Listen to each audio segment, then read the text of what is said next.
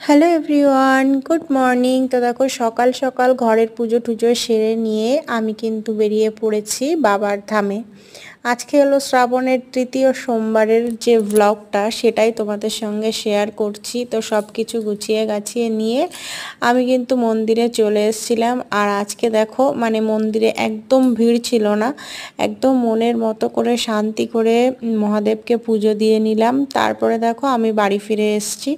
বাড়ি ফিরে এসে আমার ঘরে যে মহাদেব আছে তার জন্য কিন্তু এখন আমি প্রসাদ রেডি করছি। মানে আজকে হলো শুধুমাত্র ওর জন্যই রান্না হবে। আমি তো সাবু টাবু এসব খেয়ে নেব। তো ওর জন্য দেখো এখন খিচুড়ি আর বেগুনি এটাই হচ্ছে ওর জন্য রান্না করব। তো এ পাশে দেখো সব সবজিগুলো ভাজা করে নিচ্ছি। এখানে সব কিছু মশলা টশলা দিয়ে সব কিছু ভালো করে কষিয়ে তারপরে দেখো আমি এখন ওর জন্য রান্নাটা পুরো ফুল কমপ্লিট করে নেব। ও আসবে একটু পরে।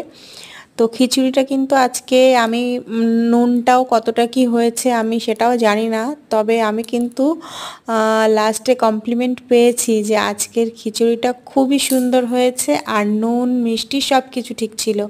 আর দেখতে পেলে আমার সাবু মাখা আর বরমশাইকে প্রসাদ দিয়ে দিয়েছি। আর এই যে খাচ্ছে, খাওয়ার শেষে দারুণ কমপ্লিমেন্ট দিয়েছে। তো এটাই হলো আমার শ্রাবণ মাসের তৃতীয় সোমবারের ব্লগ। কেমন লাগলো অবশ্যই জানিও। Tata, by.